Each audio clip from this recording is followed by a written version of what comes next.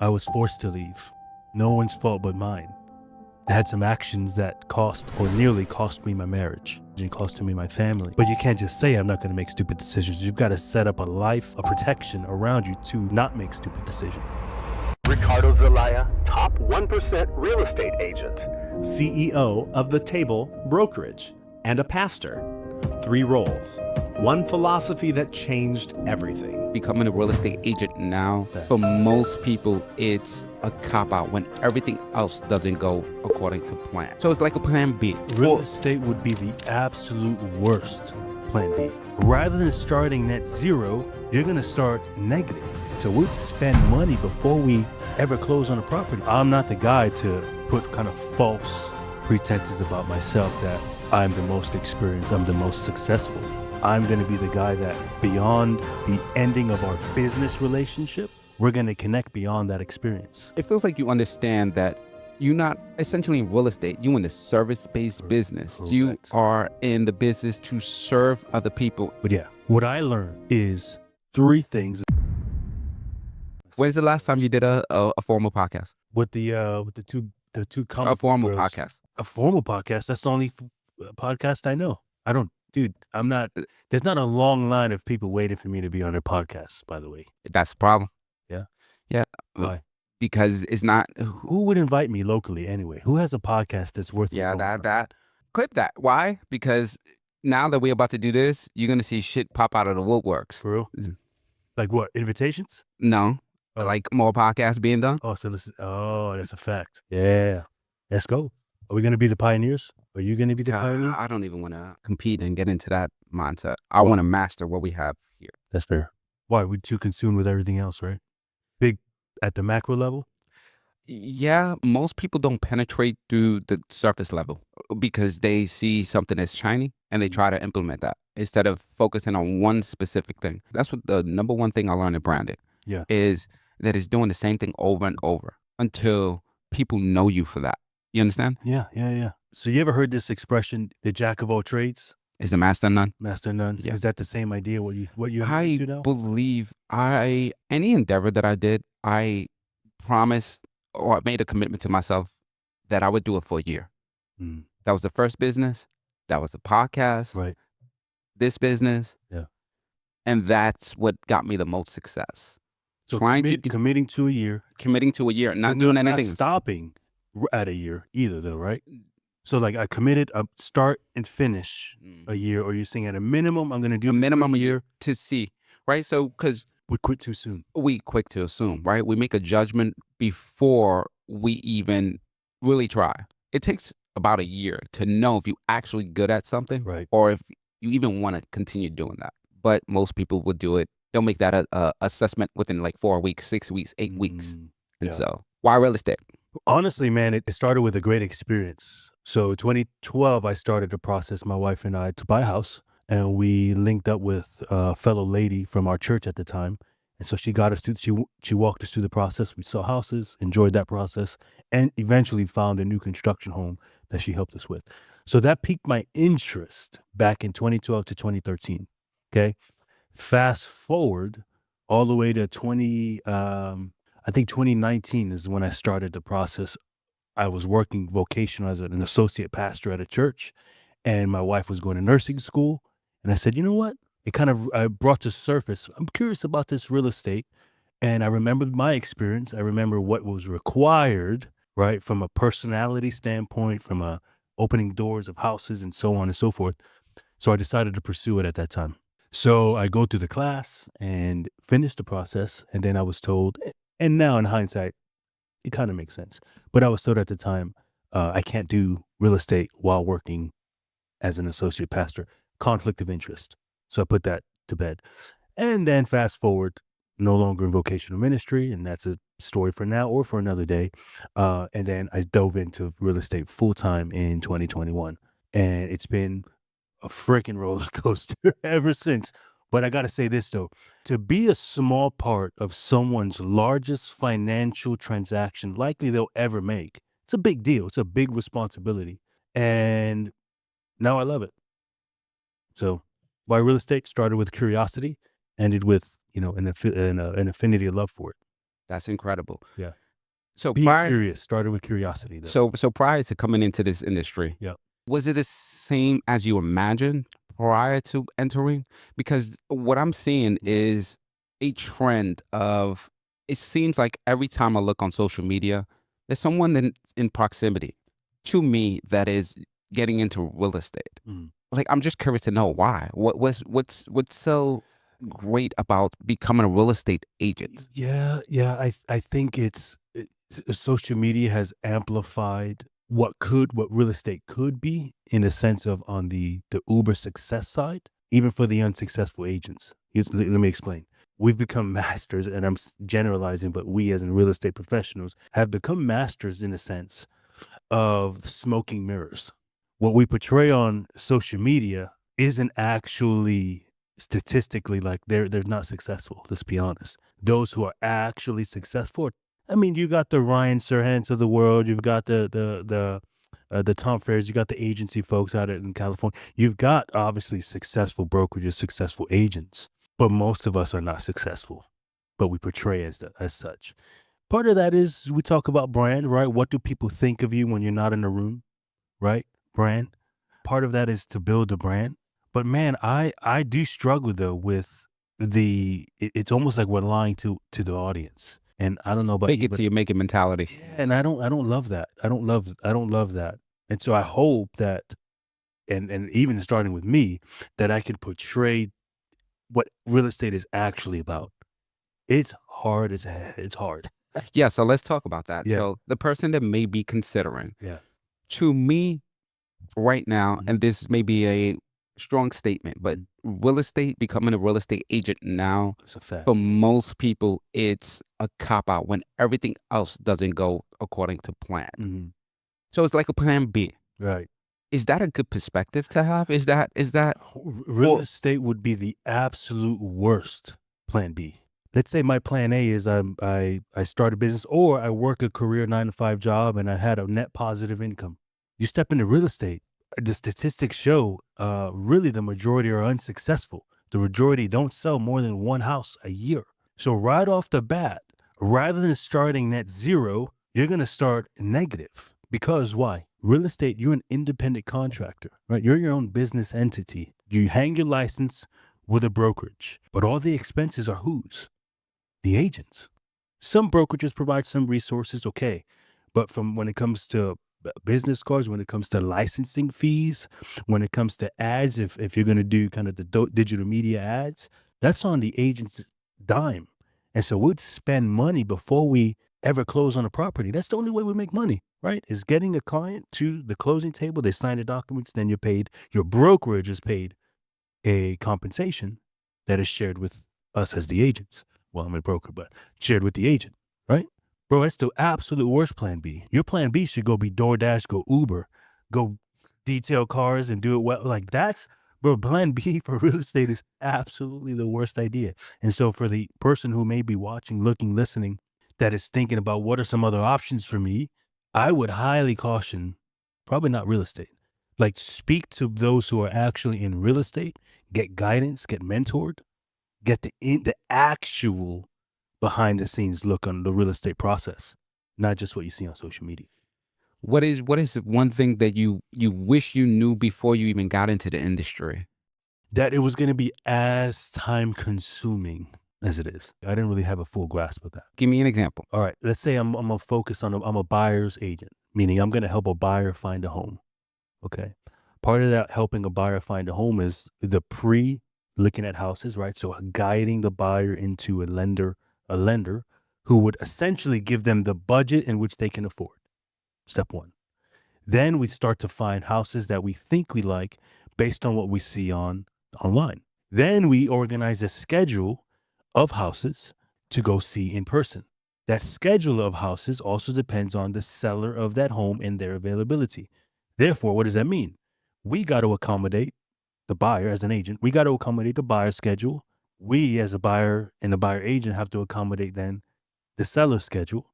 And so there are times where we may start, I may be working with Jay and Jazz from today from 10 o'clock to 12 and see 4 houses. But then the rest of the houses we want to see may not be available until after 5. So what do? We go out again after 5 to 7 to see more houses. Then we go back home and let's say Jay and Jazz love a house and they want to put an offer on it. Now we're writing up contract offers, 7:30, 8 o'clock. Then we're communicating back and forth the terms of that contract offer that Jay and Jazz wants to present. So next thing you know, we're emailing the listing agent with our offer at 9 p.m. Okay. All the while, I mean, for some of us, we have families, right? We have kids, we got extracurriculars. So it's all of that intertwined. And so it's a lot more time consuming and really, for the most part, consumes after hours, like after 5, right? And weekends. So it is, if you really do the math on what the average agent makes in a year in comparison to the hours they work, you're below minimum wage. You're below minimum wage. Who's going to do all that for below minimum wage? I'll go do DoorDash and Uber Eats and Uber, right? Yeah. So So time consuming is crazy. geez. And so that's most people are not sharing stuff like that, right? Right. Why is that? Why is nobody really being super transparent? I think that is a route, or that is something that is missing in real estate, in that industry, that nobody's really given the real, raw, authentic, Yeah. what it takes to be a successful real estate agent. Let me ask you this. You own a media company, right? That's thriving. And you've owned a mobile detailing company that did extremely well. Is it just real estate that doesn't share isn't fully transparent, or is it all businesses that have a hard time being fully transparent in the digital media world? I've seen some companies, that are more transparent than real estate. Okay. Yeah, maybe that's because I'm in the industry and I study every single angle and who's doing it well, who's not doing it well. Yeah. I don't know for real estate, but everything I do see is like almost incentivizing people to get into real estate without giving them a warning sign. Right. You Yeah. understand? 100%. And so, Yeah. And the reason I asked that question is because I agree with you that real estate, we're really bad, again, to your point, not being fully transparent. We put on a costume, if you will, for social media, right? And I think the big thing is how people perceive us. Like we believe that people want to work with successful and experienced agents. is So that if is you're that not, your mindset? Is that not really. My mindset is people are going to work with who they know, like, and trust, Mm. right? So my focus is I'm going to be myself, which again, my personal like core mission is in every interaction that I would have it's positively memorable and personal. Positively memorable and personal. I want you or a stranger who meets me to walk away, interaction, whether it be real estate related or not, encouraged.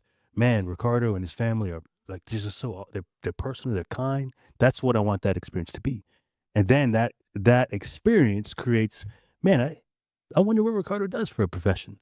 Then it'll be like, yeah, actually, I sell houses, I sell real estate. I want to work with a guy like that, right? That's me. That's not everybody, though.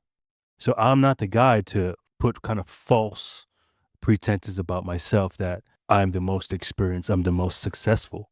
I have successes. I'm not the most successful. But I tell you what, I'm going to be the guy that beyond the ending of our business relationship, me with a client, I'm going to know your family so long as you let me. I'm going to remember your birthdays as long as you allow it. I'm going to remember anniversaries, right? We're going to connect beyond that experience. That's the most success for me, right? And that leads that client to want to share that experience with who? With everybody they can. Sure. Yeah. That is a crazy marketing strategy if you look at it, right? Yep. It feels like you understand that you're not essentially in real estate. You're in the service-based business. You Correct. are in the business to serve other people. And you have this saying that's something along the lines of you serve people, and sometimes it comes with a paycheck. That's exactly right. Expand on that. Why? Yeah. What is the mindset behind that? Yeah. Because real estate is hyper competitive. Mhm. And dude, every 10 square feet, there's a new real estate agent in this city. Yeah. And I imagine even bigger cities. I think in our county, Marion County, if I remember my last number, I think we're over 4,000 agents in Marion County. That's probably more than half of the people that's here. Yeah, houses, more than 4,000, if I remember right. If you can give me a percentage, Yep. just a guesstimation, Mhm. out of those 4,000, how much do you think is actually making money in real estate? Probably 10 or 15% of that 4,000. So there's a lot of, hundreds, if not thousands, who have zero transactions, zero closed transactions. And Dude, so if real estate is a plan B, what's the plan C? that's what I'm saying. That's what I mean. And many will do other things. I would suppose. I mean, unless they're living off government assistance, I don't know. Yeah. But yeah, not many are successful. So back to the my saying. So it started with my team and then into my brokerage. We've got three like core principles, and you've alluded to one of them. We serve, and sometimes it comes with a paycheck. What I mean by that is I'm going to provide value to you whether I'm going to get paid or not. That's just and we as an agency. Now, of course, I believe that the more I excel, the more we as a team excel in serving and adding value to people, they're going to have a desire to compensate us. So it's sincere in that there are so many times where we would go above and beyond, well above and beyond what the job would entail to help someone. I'll give you a prime example. This was probably in 2022. I was an agent with an incredible boutique brokerage called Grand Real Estate. They walked into a model center, this family, and there was two couples. Okay, I believe they were family though. They came into the model center, right? I, I was absolutely kind to them. I got to relate to them. They were from New York. I think they were from Brooklyn. I'm from the Bronx originally, so we just connected. Gave them a great experience. Remembered their names. All of that. The one couple I actually had the opportunity to work with. The other couple had opportunity. They were already in the process of working with another agent. So they were already, I couldn't do anything for them there. This is probably in 2023. I get a call from the other couple who I didn't work with them. I just had interaction with them. Call me to let me know that, hey, I got a friend who's going to buy, and you were the first person that came to mind. I didn't work with that couple. I didn't help them find their house. They already had an agent. They came with their friend or the family member, whoever it was, and I helped them. What caused them to call me? Remember, they had an agent already. They worked with an agent. They closed on the house with another agent. Yet they didn't call that agent. They called me. Why? I gave value. I gave them a positively memorable and personal experience. Period. So we serve, and sometimes it comes with a paycheck, and sometimes it comes with referrals, and sometimes it comes with connections. It just, that's what happens. And so, and at the end of the day, I could sleep at night. No, I did everything I could to serve. I wasn't a sleazy salesman. You know what I'm saying? And dude, there were moments where I may have done something or may have not said something the right way that it would literally keep me up at night. And I would have to wake up the next morning and just kind of get it off of me. So I'd call him and, hey, if I said anything yesterday, Mr. and Mrs. Smith, that offended you or that made you believe that I was trying to um, um, like misrepresent whatever it is that we're doing, like it literally will keep me up. Right. So for one, the successful people who have integrity, when they recognize they maybe didn't do something up to their level of standard, they go back and correct it as best as they can. Mm. That's part of our core principle as well. Where did that come from? Where did that stem from? Even having that mindset, Yeah. that's truly having integrity Mhm. on a different level. Mhm. But let me ask you this. At times, does that hinder your growth? Because you may Probably. overthink, you may over communicate, and you may over try to maybe please people because Probably. Yeah, probably. And probably for those who may have different or differing values than I do, they may not want to choose me. Maybe I'm not as aggressive, right? From a sales perspective, I'm not a shark, and that may turn prospective clients away and they rather work with someone else. And the reality is, at first, that's hard to kind of grasp, that's hard to swallow. But what I recognize is not every customer is my customer. love So that. any business owner, Yeah. not every customer is your customer. Yeah. You've got to fire customers. You've got to not work with customers that don't align with you because it's going to cause more stress than value, do more harm than good. So not every customer is my customer. So if those potential customers via Ricardo and all the agents who align with these core principles, like, man, they're just soft kumbaya guys. Well, okay, I'm sorry, we're not for you then. And I gotta be okay with that. I gotta recognize that. Let's shift gears a little bit. What did being a pastor teach you about maybe business and personal skills Yeah. that allow you to be successful today? Yeah, I would say I learned from being pastor, being in ministry, learning from incredible people, credible leaders, that everything I do is what's called unto the glory of God. So I'm a representative of a higher power. So as a representative, do I want to misrepresent? Right? If I'm representing your business, Deafine Media, and I understand Deafine Media's core values and principles and business practices, and I misrepresent that, are you going to be happy with that? Right? You're not.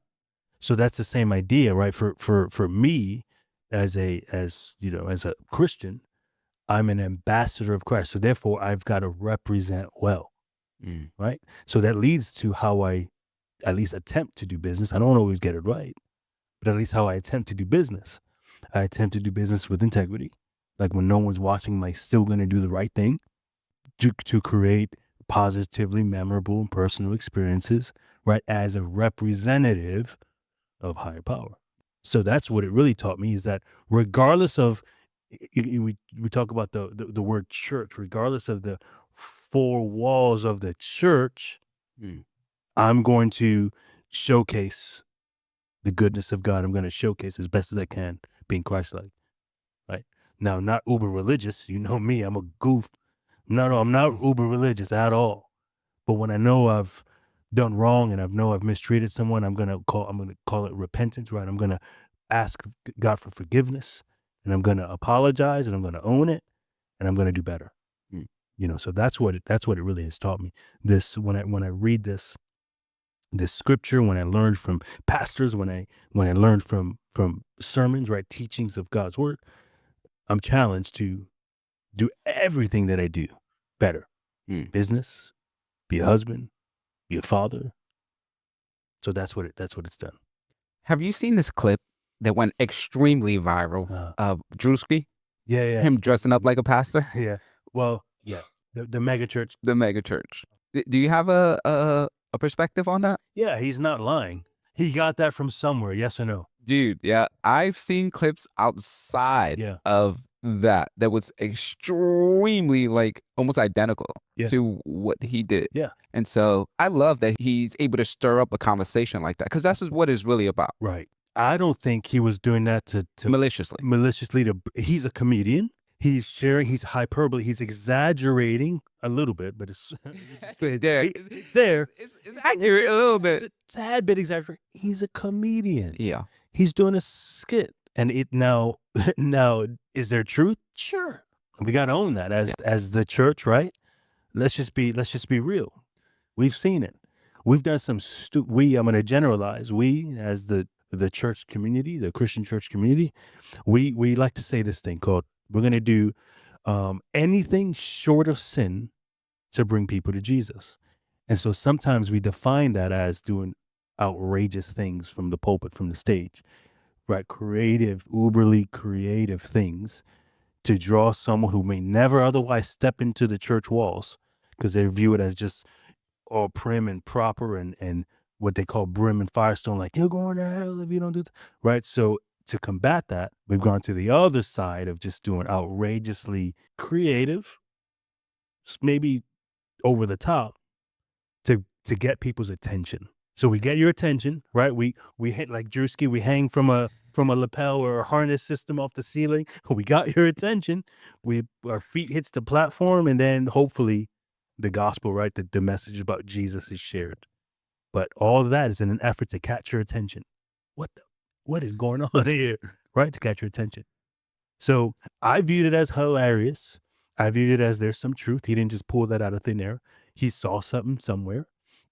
And it's not a way to destroy the reputation of the church. I don't think that was his intent. There was a lot of back and forth. You was in ministry for a decent amount of your life. Yeah. So we use the words as vocational, like this is like my full time, and then bivocational is like I do this, I do ministry, right? Work within the church, and then do other things outside the church. I was in full-time vocational ministry from 2014, July of 2014 to December of 2020. Before that, awesome volunteer for the local church from 2009 to when I got hired on in 2014. And then now I'm bivocational. What made you leave? Well, I was forced to leave, and no one's fault but mine. We're now approaching 6 years, and that nearly cost me my marriage and cost me my family. I was let go from the church, and again, fully justified. I was in what's called sin that I wasn't repentive of. I wasn't repentive of at the time, and so with very good reason, I was let go. And so then that ensued, obviously, the hardest period of time, hardest period of my life, but led to the greatest miracles of my life. And what is that? The greatest miracles of my life is a restored marriage, stronger than ever before, a 12-year-old, almost 13-year-old son who's thriving, a 3-year-old boy who's thriving, and one on the way. Great, incredible miracles. So do I regret the actions, man? Of course. Because why? Well, severed relationships. I put my wife through the hardest season or period of life she's ever experienced. I've hurt a lot of people along the way. And also I know this, because the Bible tells me this, is that God can turn horrible things into good for his glory. And I believe that's what happened. He turned horrible things into good for his glory. What was the biggest lesson that you learned in general from mistakes, Yep. from this? Obviously, this is Deafine Podcast. I'm Yeah. looking for that kind of defining moment that Yeah.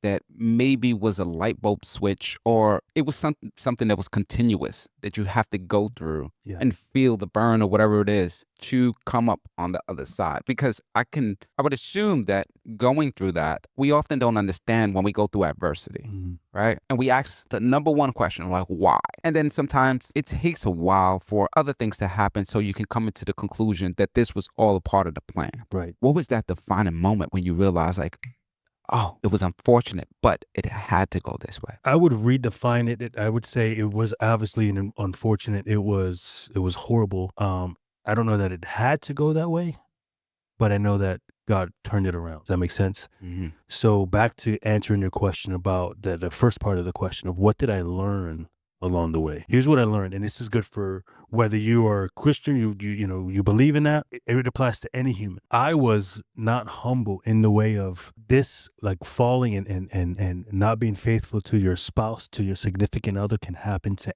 anyone. I didn't believe that. I still remember making statements that it would never happen to me, which could be true. It couldn't happen to you. But what I ignored is boundaries, right? People have the power and the ability to not make stupid decisions, but you can't just say, I'm not going to make stupid decisions. You've got to set up a life of protection around you to not make stupid decisions. You get what I'm saying?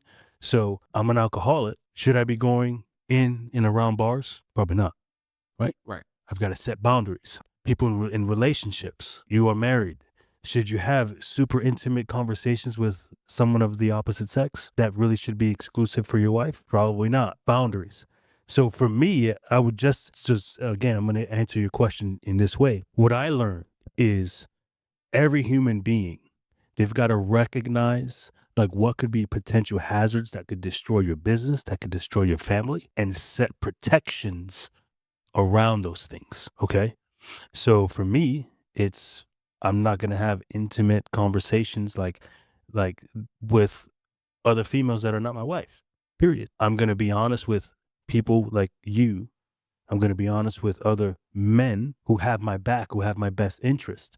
Like when I'm struggling with, again, whether it be in business or relationships, I'm going to be honest and forthcoming with that, right? To protect me. Number 3, I'm going to recognize that I'm a human and I've got to set these things. I got to set these boundaries, these protections in place. Again, in business and in personal relationships. That's the biggest lesson I learned. Because before that, I just thought I'm Reckless. good. Like I'm reckless in the sense of like I don't need these protections. Just because I verbally say something, you hear what I'm saying? Yeah, I get it. I've got to back up those things with added protection, Mm. right? I'm not gonna, I'm gonna use a freaking probably doesn't make sense example. I'm going to jump off this cliff And just because I say I'm not going to get hurt when I hit the bottom of the, Yeah, even with the protection, yeah, that's where we differ a little bit. Yeah. I just believe just be disciplined. yeah, Just be disciplined. Yeah, sometimes people just got to go through that rough patch, man. Sometimes the grass is not green on the other side. oh, 100%. But I think it's our experience, right? If you didn't experience that, would you have perimeters now? Maybe not. Do you believe like things are bound to happen? Yeah, I mean, again, I believe things can be turned around. Yeah. Or be Preventive? Is that yeah? preventative, yes. And to your point, sometimes we don't know the preventative measures until we experience something. Yeah. Right? So businesses make preventative measures after they experience something. You know, you go to an amusement park, they may have a sign, do not touch. Well, they probably always didn't have that do not touch sign, but they put that do not touch sign because someone touched it and Yeah. got their hand chopped off. That's why rules and things and laws come into place. Right. Because once upon a time there weren't, and something There happened. wasn't seatbelts in the 1980s, and then people getting ejected from the windshield and dying, right? Yeah. So, Yeah. you know what I agree. mean? Yeah. Yeah. So that answers your question, though, about, you know, had I not experienced what I experienced, would I have, I would like to say, I would like to think, yeah, but you're probably right in that I experienced this so that, or because I experienced this, I now have these protective measures. I'm better. I'm a better human. I'm a better husband for it. I'm a better father for it. I'm a better business leader, ministry, Christian leader for it. How did you bounce back? What was that like, right? Because Yeah. it was almost, and I don't want to place this on you, but Mhm. did you have like an identity crisis because you was in that world for so long? Yeah. 11 years, but maybe a little bit longer because, you know, grandma had you around church. And so, Yeah. I mean, yeah. no, but so what I want to ask is, did you have to figure out, like, almost go back internally to figure out who you are and like, who do you want to be in this world? Yes, 100%. So in the Christian world, there's something called I'm saved, but I'm not free. What do I mean by that? So in the Christian world, we talk about you accept Jesus into your heart as Lord and Savior. Okay, you're saved, meaning I'm saved from the consequence that is hell, and when I die, I can have an eternity like in heaven, paradise. But what does that mean for? I'm still here, living on earth. So that's where freedom comes in, right? And freedom, what we mean by that is freedom from maybe childhood experiences, from baggage that we may be walking through, some mental and physical and emotional like trauma. A lot of that I wasn't freed from. And that freed from doesn't happen automatically. It takes work, right? So I entered into this ministry season saved, right? Jesus in my heart, but not free from a lot of things. And so then I suppressed those things. Back to identity. I suppressed relational baggage that I carried. I suppressed the desire to always want to be liked and thinking that I had to buy and kind of maneuver who I really was just so other people can like me. Like I never dealt with those things. And all of that and all of the negative of not dealing with those things resulted in doing what I did. Mm. Okay. So on the other side of that, you asked the question, what was like kind of that rebounding? What was that recovery like? Well, it was dealing with a licensed counselor to help me bring all of those things that I suppressed to surface and deal with those things. I actually had to deal with they call it the orphan spirit. I had to deal with that, dealing with feeling of abandonment, dealing with people I always having to be liked by everyone, and that consumed me. I had to deal with all that. Okay, so that was the biggest work that had to be done for me and for my wife. And then it started with I've got to be honest, like brutally honest with myself and with others, even if it means after being honest, they don't like me anymore. And that's the thing I never dealt with. But on the other side of what we went through, I had to deal with that. You know what I'm saying? Yeah. So it took a lot of work, and I like to use this. It was honestly supernatural though too. What I mean by that is like, bro, there's no reason why my wife should have stood around. Like honestly, right? she did. I think that's supernatural. She's got something in her, supernatural forgiveness, right? And she forgave me, and then we've reconciled. And again, like I said earlier, we're better than we're better now, more honest with one another now than ever before. And also, there's not another chance for me. She ain't gonna put up with the BS anymore. Yeah. You know what I'm saying? Yeah. Dude, for the people that don't know, you're my younger brother, and I never knew that you really struggled with that, because we come from a place where you're not supposed to give a damn, right? Where you don't have to, like, the idea of putting a persona is not there, but yet you still have to put the persona, right? Like, you have to pretend that you don't give a damn, Right. but you truly do. You do. Yeah. You went full throttle with that to become like a people pleaser so people can accept you for you. Yep. What was it about yourself that you didn't like, that you felt the need to go out of your way to get the approval of others? Yeah, I think I struggled a lot with, again, where we grew up too, man. You know this, like you have thicker skin than I always had, when it relates to like, you know, how you look. You know, I didn't always look this sexy. You know what I was saying? But down to looks. So I got a big head. I was right. I got a helmet. Right. But so like now I laugh about it because I'm good. Now I'm confident in my own skin. But it wasn't always that way. And so then I had to do other things to kind of distract from my physical. That's one component, from my physical appearance. So I had to have a different, like a personality that was just designed to be like. That's one component. Yeah. The other part too is, and you know this, and thank God there's reconciliation happening now, even in our mom's relationship. Yeah. But that's always been a struggle of mine. Is, you know, I was raised by my grandma and my dad, while mom was 8 miles away. And that was always a struggle for me. He was the ugly child. That's Bro, that's, so we can laugh now, but the crazy thing is that was like the ugly duckling. That's what it. So I carry that though, right? So then I tried to like combat that with like just trying to be uber like all the time, because in my mind, and then we talked about this offline. I lived a life where, man, if a mother is willing to, in my mind, abandon her child, what's to say that my wife, the friend, is not going to abandon me, right? Yeah. So I constantly, dude, that's struggle living with in that. fear. Yeah. Oh yeah. Do you My whole still life, struggle with that? in doses, nowhere near. I think I'm getting free from a lot of that. I'm getting free from. Give me some example now of something you may deal with, like that I'm good, or some that you struggles? deal with, that you struggle with. Yeah, I would say like even down to being a business owner, right? Like I'm not good enough to be a business owner. Again, that abandoned spirit would say, why would my agents want to stay with Ricardo and the brokerage? Why would my clients want to stay loyal to? So there's moments of that, you know. There's moments of I wasn't always the smartest in the room. So again, I struggled with that, you know. Wasn't always the smartest in the room. Struggled with that. So what do I do to compensate? Thank you. Is I'll be the most personal. I'll be the one to make you laugh, to make you smile. I'll be the charmer, and I would hide behind those kind of things. You know what I'm saying?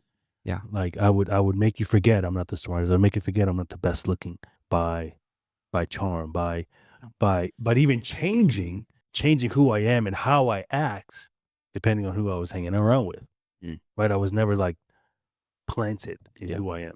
Since you have this perception of yourself, it begs the question, do you judge other people because you're really hard on yourself? That's a good question. Or you are extremely, or you are you grateful? I mean, graceful. Are you graceful towards others because you're already hard on yourself? You see the perspective? Yeah, for 100%, man. That's a very good question. I would say I'm a bit of both, but I would say I'm probably more gracious because I recognize now more than ever that if someone's doing something stupid that I don't agree with, there's probably a story behind it. There's probably a reason. Why did Ricardo do all the stupid things? Well, now I know there's a reason. I dealt with unresolved issues and baggage and personality and behavioral things. So now I'm a little more gracious because everybody has a story. Mm.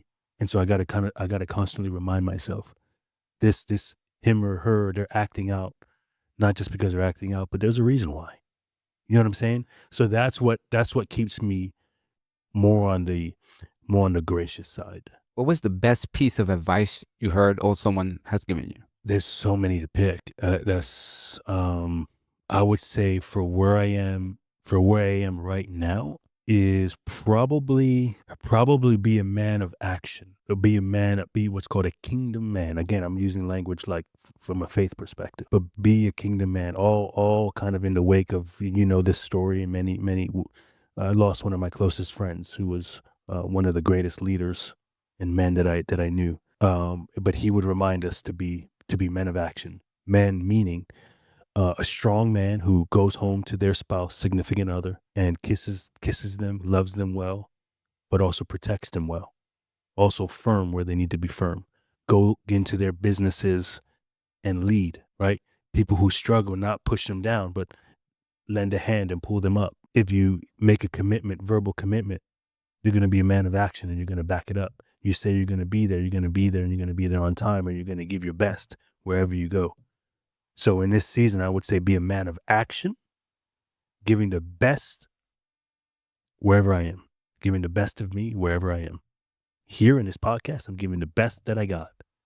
After this, I'm going to go back and prepare for tonight. I'm going to give you the best that I got. When I go home tonight, I'm going to give my wife the best that I got. I'm going to give the best that I have. That's probably the best advice. Man of action, kingdom man. Powerful. I love that. What do you think is one question that I didn't ask that I should have? Oh, where'd you get that shirt? Why you so fly? I don't mean, I don't know. No, Was there something that I think we skimmed over or that we passed that should be shared? let's lean into this because, bro, you're phenomenal at it, and I'm working on it. Jazz is phenomenal at this. Recognizing that we probably could do life and do business alone and maybe have success, a little bit of it. But to have the best success and most thriving business and actually enjoy it, you got to do it with others. Mm. And so again, this hopefully the struggling entrepreneur and the just starting out entrepreneur would be listening to this is maybe right now you're alone in doing this thing, but you don't have to do it alone. That's what I would say. It needs to be the encouragement that if I can leave something with someone would be that. It's like find people who maybe are like-minded and are better than you. How important we're both realizing that, right? Because we both, well, for you, when you came into real estate, it wasn't fast. It wasn't 1, 2, 3, success showed up. But when it did show up, it showed up in boatloads for you. At one point, you had 11 agents. You were literally filling up rooms every single month with your networking events. Yep. Till 2026. Yeah. 2025, 2026. Yep. Things shifted. What was that shift and why? Yeah, I think in that shift, we talked about like, what do I still struggle with? Some of those struggles came to surface. Imposter syndrome came to surface, right? I'm not good enough for this. It's so like self-sabotage. That makes sense? Like I'm going to destroy it before someone I'm going to force people to walk away. Does that make sense? Before they voluntarily walk away. Again, that's back to that orphan mentality, that abandonment. So I'm gonna take action in a warped way. I'm gonna take action to make people not come before they just choose not to come for another reason. Does that make sense? I'm gonna give them a reason. Yeah, absolutely. Yeah. Yeah, that's self-sabotage. So that was a big part of it, man. Big part of it. And so again, I'm not even close to perfect. I recognize that again, and I've only recognized that, Jay, through conversation though. Like conversations that you and I would have offline, conversations with others, helps me to realize that that's why peak up, and then down, and then that down It was me. It was a method of self-sabotaging. Mm. Yeah. So even in recent, you Yeah. wow. Yeah. And again, it takes conversations though. Because I don't think Yeah, I would because be the like way you that with explain myself. it, you seem very aware, hyper aware of this trait or behavior that you have that's not allowing you to really thrive, because that's like, it feels like it's almost you against you. Oh, 100%. And that's most of us, believe it or not. Yeah, Really, that's most of us. Our biggest enemy is ourselves. yeah.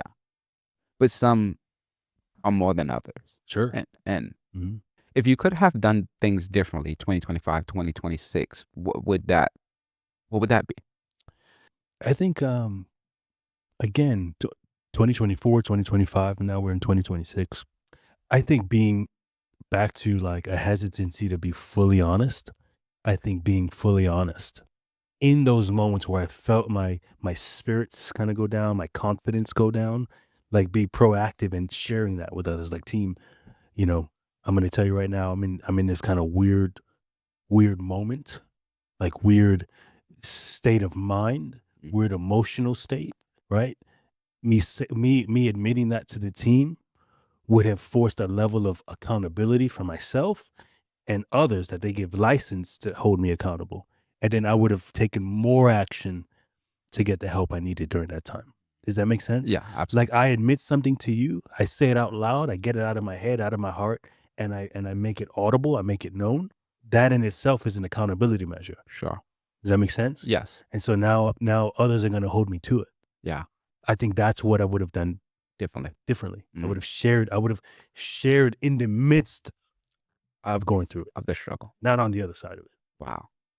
not wait to the other side. Yeah. 100%. Yeah. And back to Business is not, I'm a firm believer on this.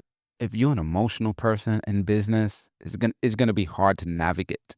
People often put their emotions towards the end goal instead of who they can become in the process of building a business, building relationships, building anything. It's the process of who you become. It's not the end goal. The end goal is the byproduct of who you become. Mm. But what you're describing is more almost like this generational thing that we see now, that everybody's into their feelings and their feelings are more important than anything else. Right. How today are you like overcoming those emotional interdialogues that you're having with yourself to allow you to become a better business person, Yeah. a better father, a better husband, a better brother? Mm-hmm. How are you doing? Yeah. Number one, not recognizing that not every thought that goes through this mind is truth. That makes sense? Sure. So when I have a thought of, I'm not smart enough, I'm not good enough, no one loves me, it's not true. So I gotta circumvent that. I've got to redirect those thoughts to declare truths. And so in practicality, there are times where I literally out loud will declare, when I have a thought of I'm not loved, I'm like, I'll literally, honestly, like, I'll be standing in my computer and I'll just say, I am loved. I'm loved by God. I'm loved by my wife. I'm loved by my kids. How- Literally out loud. I have to kind of reprogram my brain. Yeah. Literally. Right?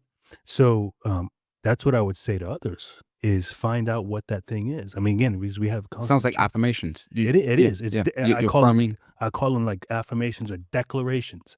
I'm declaring, I'm saying out loud, I'm putting this flag in the ground, declaring what I am, the truth, Mm. right? To battle the lies. You know? That really happens to me, but when it does, I'm like, okay. Yeah. Yeah. Okay. Maybe that is something that I need to explore a little bit more. Yeah, That I would emotional aspect. challenge I'm not emotional at all. Like Yeah. I I think you are, but how it comes out is different. Because I think you are emotional. And I'll give you a prime example, Sure. right? This is a podcast of transparency, yeah? yeah, A week or two ago, you had some struggles here with some work got it. needed to be done in this building, and you know, you were angry. Yeah. You stood home for a day or two. I mean, that's emotion. Sure. You're It's right. emotion. But how you display that is different than maybe Got it. myself, or different from That's a Jed, good- different from others. Good call out. That's a good awareness that you're able to see that.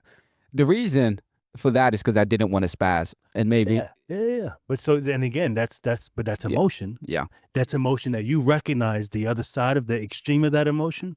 You would have put him in a chokehold. Yeah, so that's but that's an emotion. Like me, that's an emotion and a lie that I had to circumvent. I had to.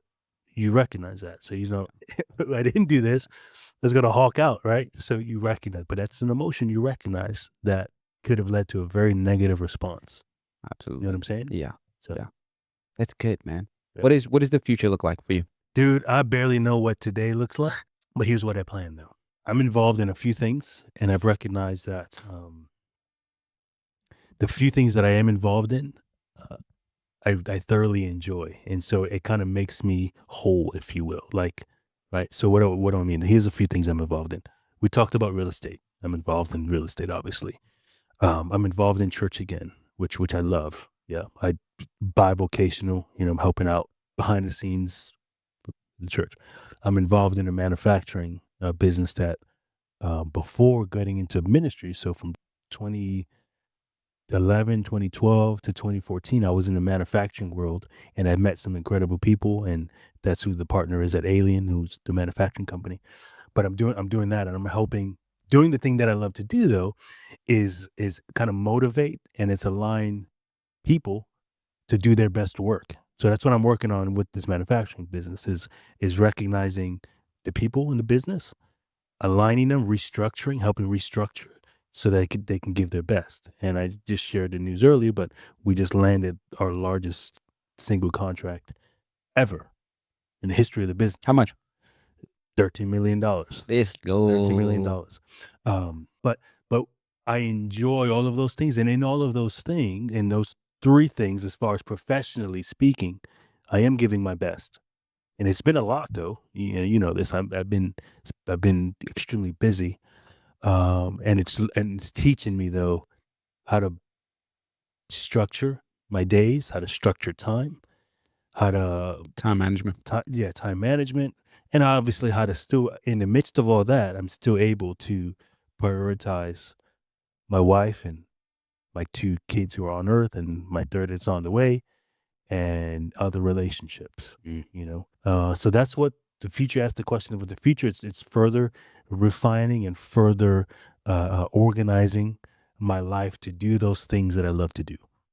Dope. Yeah. And dude, I earn a paycheck while doing it, which is pretty cool. That's incredible. Yeah. Dude, it's always a pleasure. This is like a full circle moment sitting down here with you, because 4 or 5 years ago when I moved to Ocala, I said, let's start a podcast, and you were a little bit hesitant. Yeah. And then we used the living room from the house that Wow, that's right. we did a few different podcasts, just, That's your right thing. Yeah. and that stemmed from me obsessing over other people's stories. And Mhm. because stories literally what changed my life, changed my perspective. And I truly believe that storytelling is going to be a missed art Mm. because of AI and where the future is going. So this is why I wanted to re-spark this podcast and rebrand and know who we speaking to, the younger, new entrepreneurs, people who have interest in becoming entrepreneurs, or those who feel stuck. Yeah. Maybe give them some answers to storytellings and perspectives of guests that we invite here. So Mhm.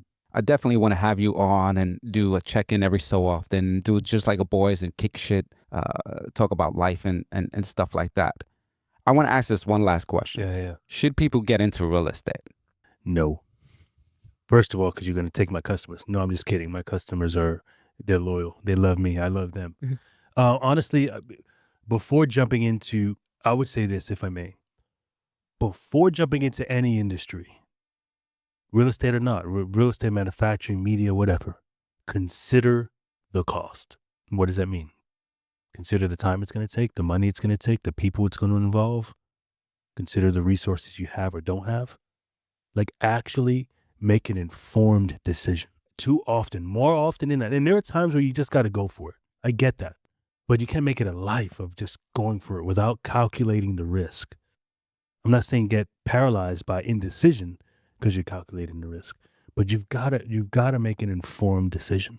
So the person who wants to do real estate, inform yourself before solely relying on what you see on social media. Conversate.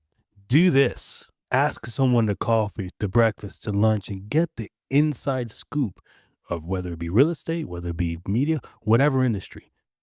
Learn. We call it the proximity principle. Get close to the people that are in the place you want to be and ask questions. Be informed. There you have it. Hopefully that helps. Thank you, bro. Yeah, buddy. Thank you.